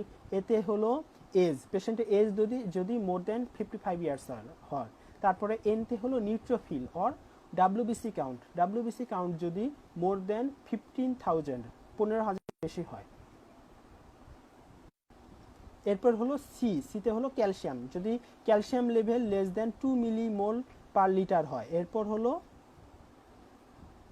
আরতে হলো রেনাল। তাহলে রেনালের ক্ষেত্রে আমরা জানি যে রেনালের কিছু ইনভেস্টিগেশন আছে, সিরাম ইউরিয়া করতে পারি আমরা, সিরাম ক্রিয়েটিনিন করতে পারি, তবে এখানে ইউজুয়ালি সিরাম ইউরিয়াটা করা হয় এবং সিরাম ইউরিয়া লেভেল যদি more than 16 millimole per litre হয় তখন আমরা এটা একটা প্যারামিটার আমাদের জন্য। এরপর হলো তাহলে ইতে হলো এনজাইম, তাহলে আমরা কিছু এনজাইম করতে পারি যেমন এলডিএইচ এনজাইম, এলডিএইচ যদি more than 600 unit per litre হয় তাহলে এটা একটা ক্রাইটেরিয়া। এবং এতে হলো অ্যালবুমিন, সিরাম অ্যালবুমিন যদি লেস দ্যান 32 গ্রাম পার লিটার হয়। এবং এসে হলো সুগার, যদি পেশেন্টের ব্লাড সুগার মোর দেন 10 মিলিমোল পার লিটার হয়, তাহলে আমরা এই প্যানক্রিয়াস এটা কিন্তু সবগুলোই পেয়ে যাচ্ছে। যেমন এটা হলো পার্শিয়াল প্রেশার অফ অক্সিজেন, এটা হলো পি, এটা হলো এ, তারপর এ নন নিউট্রোফিল আর ডাব্লিউসি কাউন্ট, এরপর হলো ক্যালসিয়াম সি, তারপর হলো আর এ হলো রেনাল সিরাম ইউরিয়া, এটা হলো রেনাল, তারপর হলো এনজাইম হলো এলডিএইচ, তারপর অ্যালবুমিন হলো সিরাম অ্যালবুমিন, এবং সুগার হলো ব্লাড গ্লুকোজ। তাহলে এটা দিয়ে কিন্তু আমরা এটা স্কোরিং সিস্টেমটা করতে পারি, এবং অনেক সময় পরীক্ষাতে এই যে কোনো একটা দিয়ে বলতে পারে যে পেশেন্টের এখন স্কোর কত, গ্লাসগো স্কোর কত। তাহলে আমরা মনে রাখবো যে গ্লাসগো স্কোর যদি মোর দেন 3 অর মোর হয়, 3 অর মোর হলে পেশেন্টের যদি স্কোর যদি 3 অর মোর হয় তাহলে এটা ইন্ডিকেট করে সিভিয়ার প্যানক্রিয়াটাইটিস। তাহলে আমাদের পেশেন্টের অ্যাসেসমেন্ট এবং স্কোরিং হয়ে গেল। এরপর আমরা চলে আসি পেশেন্টকে আমরা কীভাবে ডায়াগনোসিস করব। তাহলে ডায়াগনোসিসের জন্য আমাদের কিছু আছে, আমরা জানি যে এনজাইম টেস্ট করতে পারি পেশেন্টের, বা পেশেন্ট যদি আসে তাহলে আমরা সিভিয়ারিটি দেখার জন্য এখানে যতগুলো টেস্ট আছে সবগুলোই দিতে পারি। আর সাথে ইমেজিং আমরা কী কী করতে পারি এগুলো এখানে দেওয়া আছে। ইমেজিং করতে পারি যে কোনো অ্যাবডোমিনাল একটা পেশেন্ট, এবং প্যানক্রিয়াটাইটিসের কিন্তু ডিডি কিন্তু একটা হলো peptic ulcer disease or peptic ulcer perforation, তারপর অ্যাকিউট কলিসিস্টাইটিস, এবং এগুলো হলো প্যানক্রিয়াটাইটিসের ডিডি। তাহলে এক্ষেত্রে আমরা প্রথমেই পেশেন্টের একটা প্লেন এক্সরে চেস্ট এবং অ্যাবডোমিনাল এক্সরে করতে পারি। তাহলে এটা দিয়ে আমরা পেশেন্টের কোনো ধরনের পারফোরেশন আছে কিনা এটা কিন্তু ডায়াগনোসিস করতে পারি। তাহলে আমাদের ইনিশিয়াল ইনভেস্টিগেশন আমরা করতে পারি একটা অ্যাবডোমিনাল এক্সরে এবং চেস্ট এক্সরে করে আমরা কোনো পারফোরেশন আছে কিনা এটা এক্সক্লুড করতে পারি। একই সাথে প্যানক্রিয়াটাইটিসেরও কিছু ফিচার আমরা দেখতে পারি, যেমন এখানে দেওয়া আছে যে কয়েকটা সাইন দেওয়া আছে। একটা হলো লোকাল আইলিয়াসের জন্য সেন্টিনেল লুপ, তারপর হলো কোলন কাট অফ সাইন এবং রেনাল হ্যালো সাইন। তাহলে এই সাইনগুলো দেখে আমরা বুঝতে পারি যে পেশেন্টের অ্যাকিউট প্যানক্রিয়াটাইটিস কিনা। তাহলে আমরা এইটা পড়তে হবে আমাদের যে প্লেন এক্সরেতে কী কী ফাইন্ডিং পাওয়া যায় অ্যাকিউট প্যানক্রিয়াটাইটিস। একটা হলো সেন্টিনেল লুপ সাইন, একটা হলো রেনাল হ্যালো সাইন এবং কোলন কাট অফ সাইন। তাহলে এটা আমরা পড়লাম। এরপর হলো আল্ট্রাসাউন্ড। তাহলে একটা পেশেন্ট যদি এরকম প্যানক্রিয়াটাইটিসের ফিচার নিয়ে আসে তাহলে আমাদের উইদিন 24 আওয়ার্স, তাহলে 24 ঘন্টার মধ্যে সব পেশেন্টকে আল্ট্রাসাউন্ড করে দেখতে হবে যে তার আসলে প্যানক্রিয়াটাইটিসের ফিচার আছে কিনা। তাহলে ইনিশিয়াল ইনভেস্টিগেশন আমরা করতে পারি এক্সরে, তারপর 24 আওয়ার্সের মধ্যে আমাদের আল্ট্রাসোনোগ্রাম করতে হবে। এরপরে আমরা আল্ট্রাসোনোগ্রামের ফাইন্ডিং দিয়ে এবং সাথে একই সাথে পেশেন্টের এনজাইম এলিভেটেড এনজাইম এগুলো দিয়েও কিন্তু প্যানক্রিয়াটাইটিসের আমরা একটা ডায়াগনোসিস করে ফেলতে পারি, প্রভিশনাল ডায়াগনোসিস। কিন্তু আমার যদি মনে হয় যে না আমি পেশেন্টের আরও সিটি স্ক্যান করতে হবে, তখন কিন্তু আমি চাইলেই সিটি স্ক্যান করা উচিত না, কারণ সিটি স্ক্যানের কিছু স্পেসিফিক ইন্ডিকেশন আছে, তখনই শুধুমাত্র সিটি স্ক্যান করা হয়। তাহলে কী কী ইন্ডিকেশন? একটা হলো যদি আমি আল্ট্রাসাউন্ড এবং এনজাইমেটিক এগুলো করে যে আমি ডায়াগনোসিসে পৌঁছাতে না পারি, তাহলে একটা হলো ডায়াগনস্টিক আনসার্টেনিটি, তারপর আরেকটা হলো পেশেন্ট যদি সিভিয়ার অ্যাকিউট প্যানক্রিয়াটাইটিস ডেভেলপ করে তাহলে আমরা 72 আওয়ার্স অর 3 দিনের মধ্যে সিটি স্ক্যান করব। আরেকটা হলো পেশেন্ট যদি কোনো অর্গান ফেলিওর ডেভেলপ করে, এবং আরেকটা হলো লাস্টেরটা হলো পেশেন্টের যদি কোনো লোকালাইজড কমপ্লিকেশন থাকে, যেমন লোকালাইজড কমপ্লিকেশন মানে পেশেন্টের এখানে কোনো fluid collection or pseudocyst or ওইখানে কোনো সিউডো অ্যানিউরিজম হয়, তাহলে এগুলো যদি আমরা সাসপেক্ট করি তাহলে আমরা সিটি স্ক্যান করবো। তাহলে ইমেজিংয়ের মধ্যে আমরা মনে রাখবো আমরা ইনিশিয়ালি একটা অ্যাবডোমিনাল এক্সরে এবং চেস্ট এক্সরে করতে পারি। এগুলো দিয়ে আমরা একই সাথে পারফোরেশন এক্সক্লুড করব এবং সাথে কিছু প্যানক্রিয়াটাইটিসের জন্য কিছু নন স্পেসিফিক ফাইন্ডিং পেতে পারি। এর মধ্যে 24 আওয়ার্সের মধ্যে আমার যদি অ্যাকিউট প্যানক্রিয়াটাইটিস সাসপিশন হয় তাহলে আমরা 24 আওয়ার্সের মধ্যে পেশেন্টের আল্ট্রাসাউন্ড করব, এবং আল্ট্রাসাউন্ড করে কিন্তু আমরা ম্যাক্সিমাম ক্ষেত্রে পেশেন্টের ক্লিনিক্যালি কোরিলেট করে ডায়াগনোসিস কনফার্ম করতে পারি যে পেশেন্টের অ্যাকিউট প্যানক্রিয়াটাইটিস। কিন্তু এরপরেও যদি আমার কোনো ধরনের কনফিউশন থাকে এবং আরও কিছু যদি কমপ্লিকেশন ডেভেলপ করে বা অর্গান ফেলিওর হয় তখন কিন্তু আমি সিটি স্ক্যান করবো, এবং সিটি স্ক্যানটা হবে হলো কন্ট্রাস্ট এনহ্যান্স সিটি স্ক্যান। তাহলে ইমেজিং আমাদের শেষ। এরপরে আমরা চলে আসি ম্যানেজমেন্ট। তাহলে পেশেন্টের ডায়াগনোসিস হয়ে গেলে এখন কীভাবে আমরা ম্যানেজ দেবো? তো আমরা জানি যে আমাদের দেশে ইউজুয়ালি অ্যাকিউট প্যানক্রিয়াটাইটিস ওয়ার্ডে ম্যানেজমেন্ট দেওয়া হয়। তবে আমরা পেশেন্টের অ্যাকিউট প্যানক্রিয়াটাইটিস সাসপেক্ট করলে আগে Glasgow scoring system or Ranson criteria করে দেখব। যদি দেখা যায় পেশেন্টের সিভিয়ার প্যানক্রিয়াটাইটিস মানে যদি 3 অর মোর প্যারামিটার পজিটিভ থাকে তাহলে আমরা বুঝবো সিভিয়ার প্যানক্রিয়াটাইটিস। তাহলে সিভিয়ার প্যানক্রিয়াটাইটিস পেশেন্টকে কিন্তু আমি ওয়ার্ডে রেখে ট্রিটমেন্ট করতে পারবো না, তাকে অবশ্যই এইচডিইউ আর আইসিইউতে সাপোর্ট দিয়ে ট্রিটমেন্ট করতে হবে। তাহলে প্রথমে হলো যদি সিভিয়ার অ্যাকুট প্যানক্রিয়াটাইটিস সাসপেক্ট হয় আমার, তাহলে পেশেন্টকে আমরা অ্যাডমিশন টু এইচডিইউ আর আইসিইউতে নিব। এরপরে আমাদের নর্মাল জানি যে প্যানক্রিয়াটাইটিসের ক্ষেত্রে ইউজুয়ালি আসলে নর্মাল কনজারভেটিভ ম্যানেজমেন্ট দেওয়া হয়, এবং কি ম্যানেজমেন্ট দিয়ে আমরা পেশেন্টকে ইউজুয়ালি দেখা যায় একটা এনপিও রাখি, এরপর পেশেন্টকে আমরা একটা ফ্লুইড চালু করে দেই, এরপর পেশেন্টের যেহেতু সিভিয়ার পেন অ্যানালজেসিক চালু করি, এবং সাথে সাথে পেশেন্টের অক্সিজেন দিতে পারি, এবং আরও কিছু আমরা মনিটর করি। তাহলে এগুলো হলো কনজারভেটিভ ম্যানেজমেন্ট। এর মধ্যে কয়েকটা জিনিস আছে, একটা হলো ন্যাজোগ্যাস্ট্রিক ড্রেনেজ। তাহলে একটা পেশেন্টের কিন্তু যদি আমি প্যানক্রিয়াটাইটিস সাসপেক্ট করি, তাকে দিনের পর দিন ন্যাজোগ্যাস্ট্রিক ড্রেনেজ দেওয়া যাবে না। অনেক সময় দেখা যায় পেশেন্টের যদি আমাদের অ্যাসপিরেশনের চান্স থাকে, বা বারবার ভমিটিং হয়, বা মনে হয় যে অ্যাবডোমেনের মধ্যে কোনো সোয়েলিং আছে বা আইলেস ডেভেলপ করেছে, তাহলে আমরা ইনিশিয়াল পিরিয়ডে ন্যাজোগ্যাস্ট্রিক ড্রেনেজ দিতে পারি। কিন্তু পরবর্তীতে যদি মনে হয় পেশেন্টের এটা ইমপ্রুভ করে গেছে, তাহলে কিন্তু আমরা এই ন্যাজোগ্যাস্ট্রিক যে টিউব এটা আমরা উইথড্র করে নিব। এরপরে আরেকটা হলো অ্যান্টিবায়োটিক। অ্যান্টিবায়োটিক কিন্তু আমরা ইনভেরিয়েবলি সবাইকে না দিলেও চলবে। আমাদের শুধুমাত্র যদি দেখা যায় মনে হয় যে প্রোফাইলেকটিক অ্যান্টিবায়োটিক দেওয়া দরকার, তখন আমরা দিব, কিন্তু ইনভেরিয়েবলি সবাইকে মানে দিতেই হবে এমন কথা না। আরেকটা হলো যদি আমরা কলেনজাইটিস সাসপেক্ট করি, তখন আমাদের অ্যান্টিবায়োটিক দিতে হবে। আরও একটা হলো পেশেন্টের নিউট্রিশনাল সাপোর্ট। তাহলে নিউট্রিশনাল সাপোর্ট আগে করা হতো, যেটা প্যানক্রিয়াটাইটিস মানেই আমাদের মনে হতো যে যেহেতু প্যানক্রিয়াটাইটিস পেশেন্টের, তাহলে আমরা জানি যে খাবার খেলেই পেশেন্টের বেশি বেশি প্যানক্রিয়াটিক সিক্রেশন হবে, এবং এর ফলে হয়তো বা প্যানক্রিয়াটাইটিস অ্যাগ্রাভেট করবে। এজন্য আগে দেখা যেত প্যানক্রিয়াটাইটিস পেশেন্টকে এনপিও রাখা হতো, কিন্তু এখন বলা হয় যত তাড়াতাড়ি সম্ভব পেশেন্টকে এন্টেরাল ফিডিং দিতে, এবং বলা হয় যে শুধু ইনিশিয়াল পিরিয়ড যখন পেশেন্টের নজিয়া থাকে বা ভমিটিং টেন্ডেন্সি থাকে, তখন শুধু এনপিও রাখতে। যদি পেশেন্ট এটা ওভারকাম করে যায়, তো এখন তারপরেই বলা হয় যত দ্রুত সম্ভব এন্টেরাল ফিডিং শুরু করে দিতে। আরেকটা হলো আমি কখন ইআরসিপি করব। যদি আমার কাছে ডায়াগনোসিস আসে যে পেশেন্টের কোনো গল স্টোন আছে, বা পেশেন্টের কোনো কলেনজাইটিসের ফিচার আছে, ওইটার জন্য আমাদের আইডেন্টিফাই করতে হবে কী কারণে কলেনজাইটিস হলো, তাহলে আমরা উইদিন 72 আওয়ার্স ইআরসিপি করব। তাহলে আমাদের এটা হলো অ্যাকিউট সিভিয়ার অ্যাকিউট প্যানক্রিয়াটাইটিসের পেশেন্টের ম্যানেজমেন্টের প্রোটোকল। তাহলে এটা আমাদের ভালোভাবে পড়তে হবে। এরপর আমরা চলে আসি কমপ্লিকেশন। তাহলে কমপ্লিকেশন আছে 1226 নাম্বার পেজ, 1226 নাম্বার পেজের টেবিল 68.5। তাহলে 68.5 এখানে আমরা দেখছি যে বেশ কিছু টেবিলের মধ্যে সিস্টেমিক এবং লোকাল কমপ্লিকেশন দেওয়া আছে। তাহলে আমরা যখন অ্যাকিউট প্যানক্রিয়াটাইটিস পড়েছিলাম, তখন আমরা পড়েছিলাম যে এটা দুইটা ফেজ আছে, একটা হলো ইনিশিয়াল ফেজ এবং আরেকটা হলো লেট ফেজ। বা তাহলে ইনিশিয়াল আর আর্লি ফেজ সেটা আমরা পড়েছিলাম। এখানে পেশেন্টের মেইনলি এসআইটিস ডেভেলপ করে এবং সিস্টেমিক সাইনগুলো ডেভেলপ করে এবং বিভিন্ন অর্গান ইনভলভ করে। তাহলে আমরা এখানেও দেখছি যে কমপ্লিকেশন অফ অ্যাকিউট প্যানক্রিয়াটাইটিসে সিস্টেমিক যেই কমপ্লিকেশনগুলো they are more common in the first week. তাহলে they are more common in the first week, এবং যেহেতু সিস্টেমিক কমপ্লিকেশন, এটা আমাদের হার্টকে ইনভলভ করতে পারে, লাংসকে ইনভলভ করতে পারে, রেনার কিডনিকে ইনভলভ করতে পারে, হিমাটোলজিক্যাল কমপ্লিকেশন হতে পারে, মেটাবলিক কমপ্লিকেশন হতে পারে, জিআইটিকে ইনভলভ করতে পারে, নিউরোলজিক্যাল কমপ্লিকেশন হতে পারে।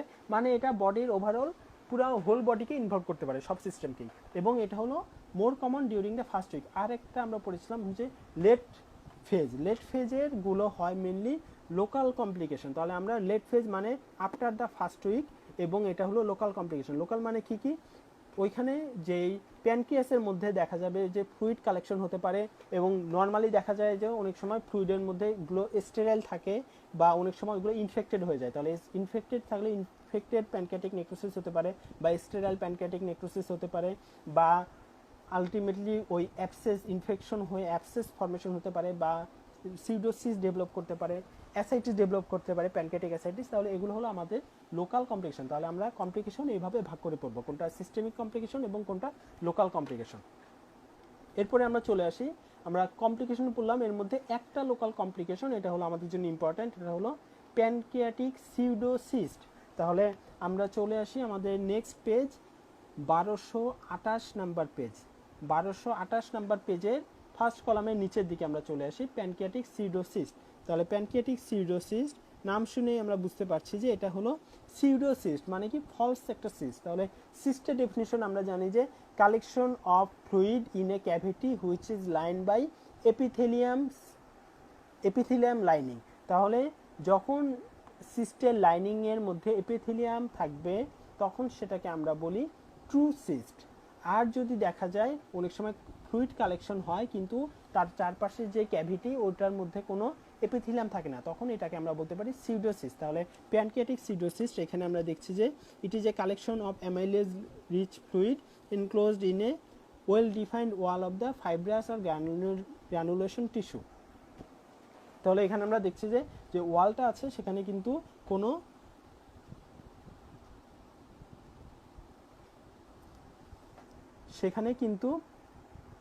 পেশেন্টের এপিথেলিয়াম লাইনিং নেই, এখানেও ফাইব্রাস ও গ্রানুলেশন টিস্যু দিয়ে লাইনিং, এই জন্য এটাকে বলা হয় হলো সিউডোসিস্ট। এবং সিউডোসিস্টের ক্ষেত্রে পেশেন্টের ইউজুয়ালি দেখা যায় একটা হিস্ট্রি থাকে প্যানক্রিয়াটাইটিসের, এবং অ্যাকুট প্যানক্রিয়াটাইটিস হওয়ার 4 সপ্তাহ বা তারও পরে সিউডোসিস্টটা ডেভেলপ করে। তাহলে সিউডোসিস্ট ডেভেলপ হতে 4 সপ্তাহ টাইম লাগে। এরপর আমরা চলে আসি নেক্সট কলামের 1228 নম্বর পেজের সেকেন্ড কলামের শেষের দিকে। সেকেন্ড কলামের শেষের দিকে বলা আছে যে প্যানক্রিয়াটিক সিউডোসিস্ট, এটা হলে আমরা পেশেন্টকে কি কাউন্সেলিং করব। দেখা যায় সিউডোসিস্ট ইউজুয়ালি নিজে নিজেই আবার রিজলিউশন হয়ে যায়, কিন্তু কিছু কিছু ক্ষেত্রে এটা স্পন্টেনিয়াস রিজলিউশন নাও হতে পারে। এগুলো কি কি? এগুলো হলো যদি সিস্টের ওয়ালটা অনেক ঠিক থাকে, বা যদি এটার সাইজটা বড় হয় more than 6 centimetre in diameter, বা যদি দেখা যায় এটা 12 সপ্তাহেরও বেশি সময় ধরে আছে, বা যদি দেখা যায় এখানে কোনো ক্রনিক প্যানক্রিয়াটাইটিসের ফিচার আছে একই সাথে, তাহলেই দেখা যাবে এই সিউডোসিস্টগুলো স্পন্টেনিয়াস রিজলিউশন নাও হতে পারে। তাহলে আমাদের মনে রাখতে হবে প্যানক্রিয়াটিক সিউডোসিস্ট একটা পেশেন্ট যদি আসে আমাদের কাছে, তাহলে আমরা ম্যাক্সিমাম ক্ষেত্রেই এটা স্পন্টেনিয়াস রিজলিউশন হয়ে যায়, তবে আমাদের মনে রাখতে হবে কিছু কিছু ক্ষেত্রে এটা স্পন্টেনিয়াস রিজলিউশন নাও হতে পারে।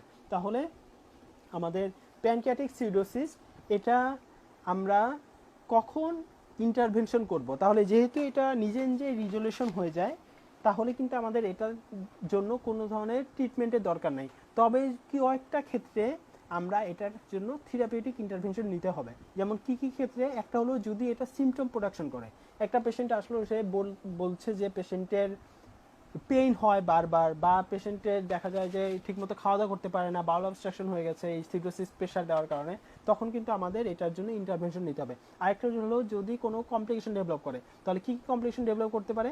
আমরা ঠিক টেবিল 68.6 এখানে দেখছি যে কিছু কমপ্লিকেশন ডেভেলপ করতে পারে। একটা হলো ওইখানে ইনফেকশন হয়ে অ্যাবসেস হতে পারে, তারপর হলো সিস্টেমিক সেপসিস হয়ে যেতে পারে, তারপর পেরিটোনিটাইটিস হতে পারে, একই সাথে বায়োল অবস্ট্রাকশন করতে পারে, এবং অবস্ট্রাকটিভ জন্ডিস করতে পারে। তাহলে এগুলো হলো পেশেন্টের প্যানক্রিয়াটিক সিউডোসিস্টের কমপ্লিকেশন। তাহলে যদি প্যানক্রিয়াটিক সিউডোসিস্টের ক্ষেত্রে এটা সিমটোমেটিক হয়, বা যদি এটা কমপ্লিকেশন ডেভেলপ করে, বা যদি আমাদের কাছে মনে হয় যে পেশেন্টের এটা কোনো কার্সিনোমাও হতে পারে, কারণ আমরা জানি যে এই অনেক সময় মিউসিনাস কার্সিনোমা প্যানক্রিয়াটাইটিসে এটা কিন্তু সিস্টিক প্রেজেন্টেশন নিয়ে প্রেজেন্ট করতে পারে। তাহলে আমাদের যদি কোনো কারণে মনে হয় যে আমরা এই ক্ষেত্রে হিস্ট্রি নিতে পারি পেশেন্টের, যদি পেশেন্ট বলে যে তার 4 সপ্তাহ বা 6 সপ্তাহ আগে একটা প্যানক্রিয়াটাইটিস ছিল, তাহলে আমরা একটা ডিডি আসতে পারে প্যানক্রিয়াটিক সিউডোসিস। কিন্তু পেশেন্ট যদি বলে হঠাৎ করে এরকম তার পেটে ব্যথা হচ্ছে, আমরা আল্ট্রাসাউন্ড করে যদি দেখি একটা সিস্টের মত, তাহলে কিন্তু আমাদের মাথায় একটা কনফিউশন চলে আসবে, এটা সিউডোসিস না হয়ে এটা কার্সিনোমা হওয়ার চান্সও বেশি থাকে। তাহলে আমাদের এই ক্ষেত্রে অবশ্যই থেরাপিউটিক ইন্টারভেনশন করতে হবে। তাহলে আমরা থেরাপিউটিক ইন্টারভেনশন মানে অনেক সময় দেখা যায় এই যে ফ্লুইডটা থাকে এটাকে আমরা অ্যাসপিরেশন করে নিয়ে আসতে পারি, বা অনেক সময় দেখা যায় অপারেশন করে যে সিস্ট আছে সিস্টের ওয়ালটা আমরা কেটে ফেলতে পারি। তাহলে আমরা কিভাবে বুঝবো যে একটা পেশেন্টের সিউডোসিস্ট নাকি এটা কোনো সিস্টিক নিওপ্লাজম? এটা আমরা ডিফারেনশিয়েট করার জন্য সামারি বক্স 68.8 দেখি। এখানে আমরা তাহলে প্রথমেই করতে পারি একটা হিস্ট্রি নিতে পারি। হিস্ট্রিতে যদি পেশেন্ট বলে যে তার 4 সপ্তাহ বা 6 সপ্তাহ আগে একটা প্যানক্রিয়াটাইটিস ছিল, তাহলে আমাদের মাথায় ডিডি আসবে হলো ফার্স্ট ডিডি হলো সিউডোসিস্ট। আরেকটা হলো appearance on computed tomography and ultrasonography. তাহলে সিটি স্ক্যান বা আলট্রাসোনোগ্রাম করে যদি আমরা ইজিলি কিন্তু ডায়াগনোসিস করতে পারি, বা মোটামুটি একটা আইডিয়া পাওয়া যায়। কারণ আমরা জানি যে যে কোনো কার্সিনোমা এগুলোর যেই সিস্ট হয় এগুলো কিন্তু ইরেগুলার না, কিন্তু সিডোসিস্ট এটা দেখা যায় মার্জিনটা রেগুলার থাকে, এবং কার্সিনোমাতে দেখা যায় মার্জিনগুলো ইরেগুলার থাকে এবং সারাউন্ডিং যে টিস্যু ওটাতে ইনফিল্ট্রেট করে। তাহলে এগুলো দেখে আমরা একটা আইডিয়া পেতে পারি। আরেকটা হলো যদি আমরা অ্যাসপিরেশন করি ফ্লুইড অ্যাসপিরেশন করে ওটার মধ্যে যদি দেখা যায় আমরা প্রথমে সাইটোলজি করে সাইটোলজিতে যদি ইনফ্লেমেটরি সেল পাই তাহলে আমরা বুঝবো এটা হলো প্যানক্রিয়াটিক সিডোসিস্ট, কারণ প্যানক্রিয়াটাইটিস হয়েছিল তার ওখান থেকে সিডোসিস্ট হয়েছে। কিন্তু এখানে যদি নিউপ্লাস্টিক সেল পাই বা ম্যালিগনেন্ট সেল পাই তাহলে আমাদের ডায়াগনোসিস কিন্তু হবে সিস্টিক নিউপ্লাজম। এরপর আমরা যদি অ্যামাইলেজ লেভেলটা মেজার করি, অ্যামাইলেজ লেভেল যদি বেশি থাকে তাহলে আমরা বুঝবো এটা হলো সিডোসিস। কিন্তু যদি কার্সিনো এমব্রায়োনিক অ্যান্টিজেন লেভেলটা বেশি থাকে তাহলে কিন্তু আমাদের মাথায় ডিডি চলে আসবে এটা হলো মিউসিনাস টিউমার। তাহলে কার্সিনো এমব্রায়োনিক অ্যান্টিজেন লেভেল মোর দেন, আমরা পাশে লিখে রাখি, মোর দেন 400 ন্যানোগ্রাম পার এমএল, মোর দেন 400 ন্যানোগ্রাম পার এমএল এই লেভেলের বেশি হলে এটা ইন্ডিকেট করে মিউসিনাস টিউমার আর মিউসিনাস নেপ্লাজম।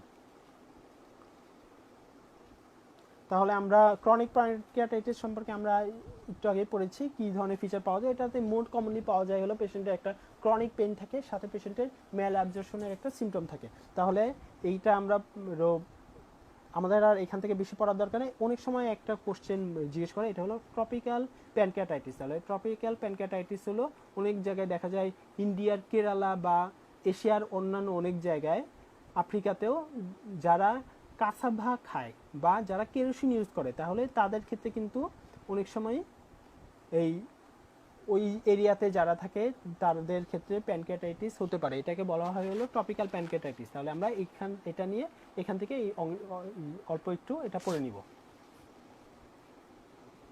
এরপরে আমরা চলে আসি আমাদের মোস্ট ইম্পর্টেন্ট আরেকটি ইম্পর্টেন্ট কন্টেন্ট, এটা হলো কার্সিনোমা অফ প্যানক্রিয়াস। তাহলে এটা আছে আমাদের 1233 নাম্বার পেজ, 1233 নাম্বার পেজ, এটা হলো কার্সিনোমা প্যানক্রিয়াস। তাহলে এখানে আমরা দেখছি যে 1233 নাম্বার পেজের সেকেন্ড কলাম এখানে একটা টেবিল দেওয়া আছে। টেবিলটা আমাদের জন্য ইম্পর্টেন্ট, কার্সিনোমা প্যানক্রিয়াসের জন্য কি কি রিস্ক ফ্যাক্টর আছে। তাহলে এই কোশ্চেনটা কিন্তু এর আগে এফসিপিএস পেপার 3 তে আসছে আর এসেছে প্যাথোলজিতে। তাহলে আমরা দেখি যদি এখানে কি কি ফিচার আছে। একটা হলো পেশেন্টের এজ, তারপর হলো মেল জেন্ডার, তারপর হলো ব্ল্যাক এথনিসিটি, এগুলো হলো রিস্ক ফ্যাক্টর। এখানে আমাদের অনেকগুলো রিস্ক ফ্যাক্টর দেওয়া আছে, এগুলো আমরা দেখে নিব। এর মধ্যে একটা ইম্পর্টেন্ট হলো সিগারেট স্মোকিং। তাহলে সিগারেট স্মোকিং কিন্তু প্যানক্রিয়াটাইটিস করতে পারে। এবং লাস্টে যদি আমরা দেখি, লাস্টেটা হলো ডায়াবেটিস মেলাইটাস। তাহলে এই দুইটা একটু অ্যাটিপিক্যাল, আমরা মনে রাখবো যে এগুলো হলো risk factor of pancreatic cancer. তবে এখানে একটা ইম্পর্টেন্ট জিনিস, এখানে কিন্তু ক্রনিক প্যানক্রিয়াটাইটিস দেওয়া আছে। ক্রনিক প্যানক্রিয়াটাইটিসে পেশেন্টে কার্সিনোমা ডেভেলপ করতে পারে, কিন্তু সরাসরি ডিরেক্টলি অ্যালকোহলের কথা কিন্তু এখানে বলা নেই। তাহলে আমরা মনে রাখবো যে সিগারেট স্মোকিং, ডায়াবেটিস মেলাইটাস এবং ক্রনিক প্যানক্রিয়াটাইটিস এগুলো হলো কার্সিনোমা প্যানক্রিয়াসের রিস্ক বাড়ায়। তাহলে এই টেবিলটা আমাদের পড়তে হবে। এরপরে আমরা চলে আসি আমাদের নেক্সট পেজ, 1234 নাম্বার পেজ।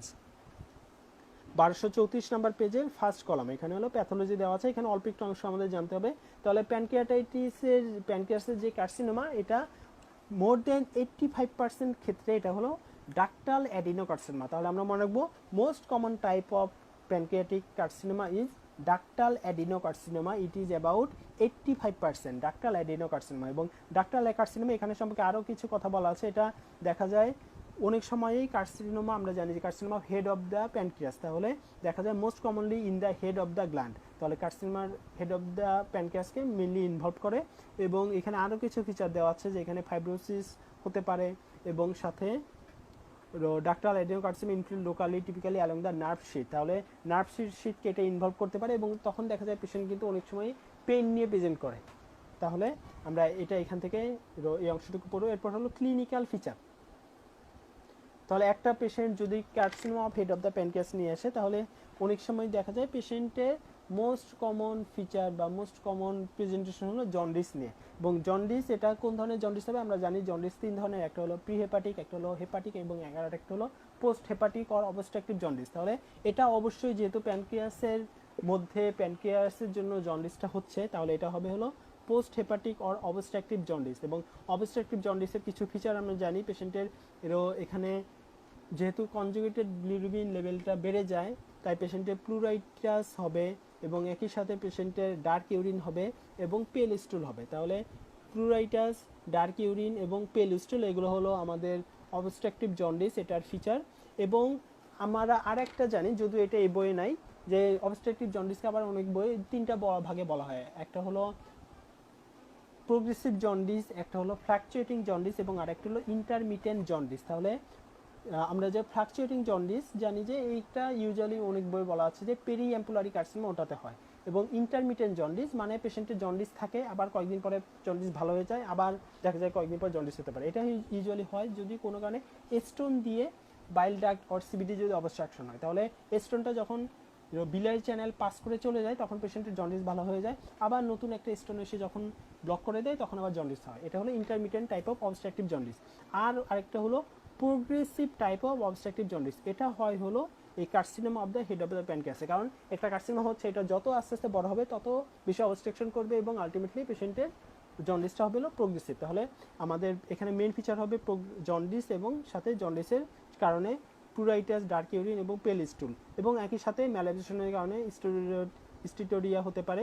এবং আরেকটা হলো ব্যাক পেন। তাহলে একটা পেশেন্টের, কারণ আমরা জানি প্যানক্রিয়াটাইটিস এটা হলো রেট্রোপেরিটোনিয়াল অর্গান এবং ম্যাক্সিমাম সময় পেশেন্টের পেন থাকে না, তবে যদি পেশেন্ট ব্যাক পেন নিয়ে প্রেজেন্ট করে তাহলে এটা আমরা মনে রাখতে হবে এটা রেট্রোপেরিটোনিয়াল ইনফিল্ট্রেশন হওয়ার একটা চান্স আছে। তাহলে ব্যাক পেন নিয়ে প্রেজেন্ট করলে এটাই ইন্ডিকেট করলে অ্যাডভান্স স্টেজ। এরপর আমরা চলে আসি আমাদের নেক্সট কার্সিনোমা প্যানক্রিয়াসে আমরা কী ধরনের ইনভেস্টিগেশন করব। তাহলে আমরা জন্ডিসের জন্য যা করি এখানে সেম ইনভেস্টিগেশন করব, এবং ডায়াগনোসিসের জন্য আমাদের প্রেফার্ড টেস্ট হলো কন্ট্রাস্ট এনহান্স সিটি স্ক্যান। তাহলে আমরা মনে রাখবো এখানে ইমেজিং আমরা ইনিশিয়ালি একটা আলট্রাসোনোগ্রাম করতে পারি, আর ডায়াগনোসিসের জন্য আমাদের প্রেফার্ড ইনভেস্টিগেশন হলো কন্ট্রাস্ট এনহান্স সিটি স্ক্যান। তাহলে আমরা নেক্সট কলামে চলে যাই। আমাদের পেজ এটা হলো 1236 নাম্বার 1235 নাম্বার পেজ, 1235 নাম্বার পেজের সেকেন্ড কলামে আমরা দেখছি যে এখানে আরেকটা ইনভেস্টিগেশন, এটা ইম্পর্টেন্ট যে আমরা জানি যে এখানে কয়েকটা অ্যান্টিজেন আছে। একটা হলো আমরা জানি যে CA15.3, CA19.9। তাহলে CA19.9 এটা আমরা জানি যে প্যানক্রিয়াটিক কার্সিনোমাতে বাড়ে, এবং এখানেও বলা আছে যে CA19.9 এটা it is elevated in pancreatic carcinoma, কিন্তু এটা কিন্তু sensitive, highly sensitive or specific না। তাহলে আমরা মনে রাখবো CA19.9 এটা প্যানক্রিয়াটিক কার্সিনোমাতে বাড়তে পারে, তবে it is not specific or sensitive for pancreatic carcinoma. আর কারণ কি, কারণ CA19.9 এটা কিন্তু gall bladder carcinoma gall bladder, ওটাতেও এই লেভেলটা বাড়তে পারে। তাহলে আমরা পাশে লিখে রাখি CA19.9 এটা বাড়ার আরও একটা ইম্পর্টেন্ট কারণ হলো কার্সিনোমা গল ব্লাডার। তাহলে এটা আমরা একটু পাশে লিখে রাখি। এরপরে আমাদের ম্যানেজমেন্ট। তাহলে ম্যানেজমেন্টের মধ্যে প্রথম লাইনটাই ইম্পর্টেন্ট। আমরা যদি দেখি তাহলে আমরা বুঝেও যাবো আমরা এখানে কি করতে হবে। এখানে বলা আছে at the time of presentation more than 85% of patient with ductal adenoma carcinoma are unsuitable for resection because the disease is too advance. তাহলে ওয়েস্টার্ন কান্ট্রিতে যদি 85% ক্ষেত্রে অ্যাডভান্স স্টেজে আসে যেটা কিনা ইনঅপারেবল, তাহলে আমরা যা বুঝতেই পারছি যে আমাদের দেশেও এটা আরও হয়তো বা বেশি ইনসিডেন্স। তাহলে আমাদের মনে রাখতে হবে এটা ইউজুয়ালি পেশেন্ট প্রেজেন্ট করে অ্যাডভান্স স্টেজে, যখন আর অপারেশন করার কোনো উপায় থাকে না। তাহলে তবুও আমরা যেই 15% কেস বা যাদের ডেফিনিটিভ সার্জারি করা যায় তাদের ক্ষেত্রে আমরা কি অপারেশন করব, তাদের ক্ষেত্রে আগে বলা হতো হুইপলস অপারেশন, কিন্তু এখন বলা হয়, এখন যে স্ট্যান্ডার্ড প্রসিডিউর এটার নাম হলো পিপিপিডি মানে পাইলোরাস প্রিজার্ভিং প্যানক্রিয়াটোডিউডেনেক্টমি। তাহলে এটা আছে আমাদের 1236 নাম্বার পেজে সার্জিক্যাল রিসেকশন। এটা আমরা যদি দেখি যে standard resection procedure for the pancreatic head is carcinoma is the pylorus preserving pancreatoduodenectomy or PPPD বলা হয়। তাহলে আমরা এখানে এটা হুইপলসের মতো অনেকটা, তবে হুইপলসে যেমন আমরা গ্যাস্ট্রিকটমি করে পার্শিয়াল গ্যাস্ট্রিকটমি করে পাইলোরাসটা পর্যন্ত ফেলে দিই, এখানে পাইলোরাসটা প্রিজার্ভ করা হয়। আর হুইপলস কাদের করা হয়, তাহলে হুইপলস আর এখন প্যানক্রিয়াটিক যে হেড অফ কার্সিনোমা এটাতে ইউজুয়ালি করা হয় না, এটা করা হয় যাদের জন্য আমাদের ডিউডেনামটা পুরোপুরি রিসেকশন করতে হবে। যেমন আমরা জানি যে ফ্যামিলিয়ার অ্যাডেনোমেটাস পলিপোসিস অর এফএপি, ওই পেশেন্টদের অনেক সময় দেখা যায় ডিউডেনামে কার্সিনোমা আর ম্যালিগন্যান্সি ডেভেলপ করতে পারে, তাহলে তাদের ক্ষেত্রে আমরা হুইপলস প্রসিডিউর করব। বা কোনো কারণে যদি এই প্যানক্রিয়াটিক কার্সিনোমা এটা যদি দেখা যায় পাইলোরাসকে ইনভলভ করে ফেলেছে, তখন কিন্তু আমাদের হুইপলস করতে হবে। তাহলে আমাদের নর্মাল যে প্যানক্রিয়াটিক ওটার carcinoma head of the pancreas, ওটার জন্য স্ট্যান্ডার্ড প্রসিডিউর হলো পিপিপিডি। তাহলে এটা আমরা মনে রাখবো। এখন আমরা জানি যে পিপিপিডি এখানে কি করা হয়, এখানে একই রকম এই ছবিটা আমরা মনে রাখি। নেক্সট পেজ 1237 নাম্বার পেজের এই ফিগার 68.5, এখানে আমরা দেখতে পাচ্ছি যে এখানে কি কি রিসেকশন করা হলো। আমরা দেখছি যে প্যানক্রিয়াসের এই অংশটাকে আমরা কেটে ফেলে দিব। তাহলে হেড অফ দ্য প্যানক্রিয়াস এবং একই সাথে ডিউডেনামের একটা অংশ আমরা কেটে ফেলে দিব। তবে আমরা অবশ্যই স্টোমাকের যে পাইলোরাস সেটা প্রিজার্ভ করব। তাহলে পরবর্তীতে আমরা বাইপাস বা অ্যানাস্টোমোসিস কীভাবে করব। অ্যানাস্টোমোসিস এখানে একই রকমভাবে 3 ধরনের অ্যানাস্টোমোসিস করা হয়। একটা হলো যেহেতু আমাদের এই বাইল ডাক্টের একটা অংশ ফেলে দিলাম, তাহলে কলিডোকোজেজনোস্টোমি একটা। আরেকটা আমরা যেহেতু প্যানক্রিয়াসের হেড ফেলে দিয়েছি, তাহলে বাকি অংশটা প্যানক্রিয়াটোজেজনোস্টোমি। তাহলে কলিডোকোজেজনোস্টোমি এবং প্যানক্রিয়াটোজেজনোস্টোমি। এবং আমরা যেহেতু প্যানক্রিয়াসের হেডের সাথে ডিউডেনামের সেকেন্ড পার্ট এবং থার্ড পার্ট ওটা অনেক সময় ফেলে দেওয়া হয়, তাহলে আমরা মনে রাখবো ডিউডেনামের ফার্স্ট পার্টের সাথে আমরা জেজুনামের একটা অ্যানাস্টোমোসিস করব। এটা হলো ডিউডেনোজেজনোস্টোমি। তাহলে পিপিপিডিতে আমাদের করা হয় হলো কলিডোকোজেজনোস্টোমি, প্যানক্রিয়াটোজেজনোস্টোমি এবং ডিউডেনোজেজনোস্টোমি।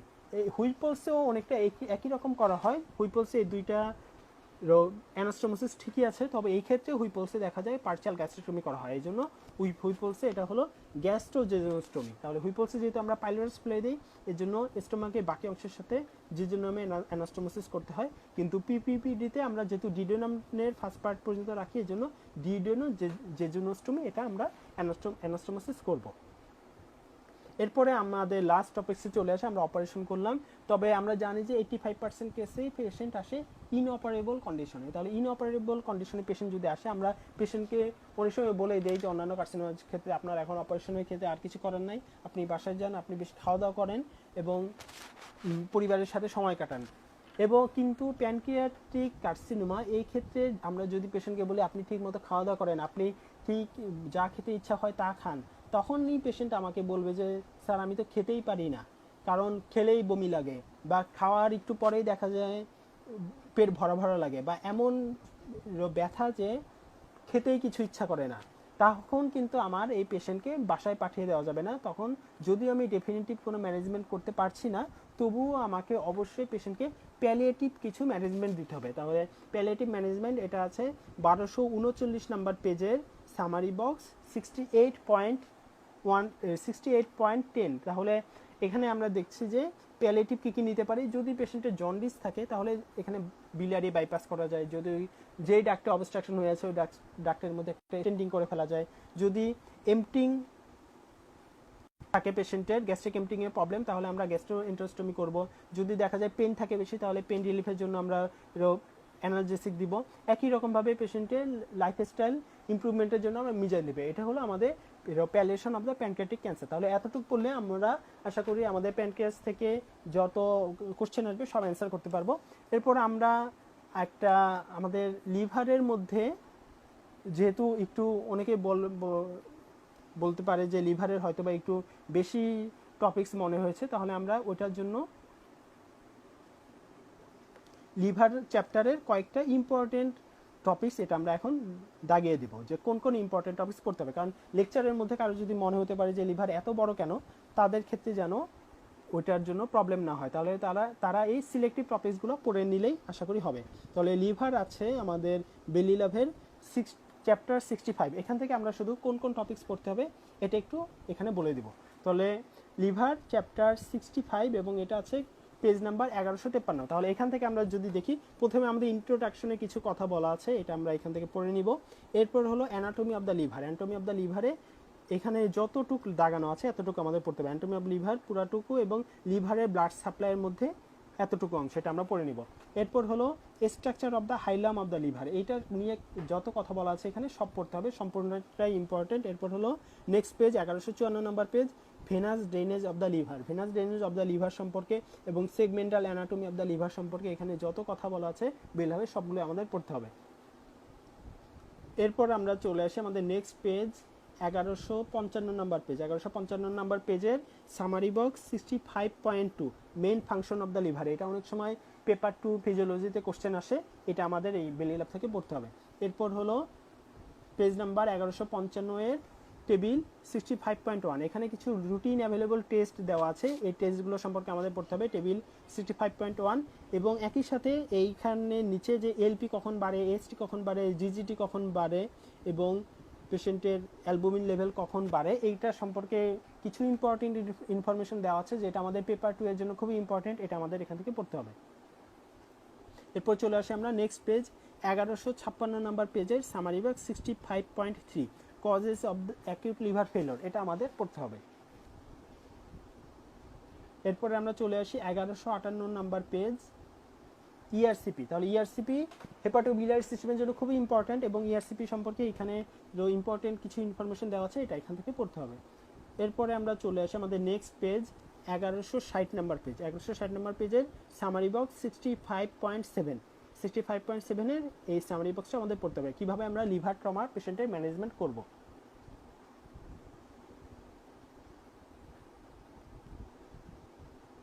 এরপরে আমরা চলে আসি আমাদের next page 1167 number page. 1167 number পেজের প্রাইমারি স্ক্লেরোজিং কলেনজাইটিস, এখানে এটা আমাদের জন্য ইম্পর্টেন্ট, এটা আমরা পড়বো এবং প্রাইমারি স্ক্লেরোজিং কলেনজাইটিসকে কিভাবে প্রাইমারি বিলিয়ারি সিরোসিস থেকে ডিফারেন্সিয়েট করবো এটা আমাদের পড়তে হবে। তাহলে এই দুইটা আমাদের জন্য ইম্পর্টেন্ট 1167 নাম্বার পেজের। এরপরে চলে আসি আমরা 1168 number page liver infection. Liver ইনফেকশনের মধ্যে অ্যাসেন্ডিং কলেনজাইটিস বলা আছে, এটা সম্পর্কে আমরা পড়ে নিব এখানে যতটুকু বলা আছে। এবং হাইড্রেটেড লিভার ডিজিজের ট্রিটমেন্টটা আমাদের 1169 নাম্বার পেজ থেকে ট্রিটমেন্টটা পড়তে হবে। হাইড্রেটেড লিভার ডিজিজের এখানে আমরা কি কি ট্রিটমেন্ট দিতে পারি এটা আমরা এখান থেকে পড়ে নিব। এরপরে আমরা চলে আসি আমাদের লিভার টিউমার। লিভার টিউমার আমরা জানি বিনাইন হতে পারে, ম্যালিগন্যান্ট হতে পারে। ম্যালিগন্যান্ট আবার একই রকমভাবে প্রাইমারি এবং সেকেন্ডারি। তাহলে বিনাইন টিউমারের মধ্যে হিমানজিওমা এবং অ্যাডিনোমা, এই দুইটা খুবই ইম্পর্টেন্ট, এই দুইটা সম্পর্কে আমরা এখান থেকে পড়ব। আর একটা হলো প্রাইমারি ম্যালিগন্যান্ট টিউমার, আমরা জানি এটা হলো হেপাটোসেলুলার কার্সিনোমা অর হেপাটোমা। তাহলে এখানে আমাদের লিভার ইনফেকশনের মধ্যে এইটা এখানে দেওয়া আছে যে লিভারে কী কী ইনফেকশন হতে পারে।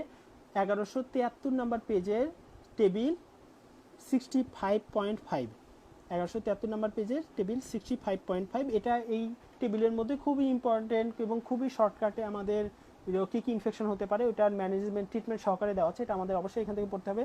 আর তার ঠিক উপরেই দেওয়া আছে hepatocellular carcinoma risk factor, H hepatitis B virus, hepatitis C virus, তারপর হলো non alcoholic fatty liver disease, আরও যেসব রিস্ক ফ্যাক্টর দেওয়া আছে এটা আমাদের এখান থেকে পড়তে হবে।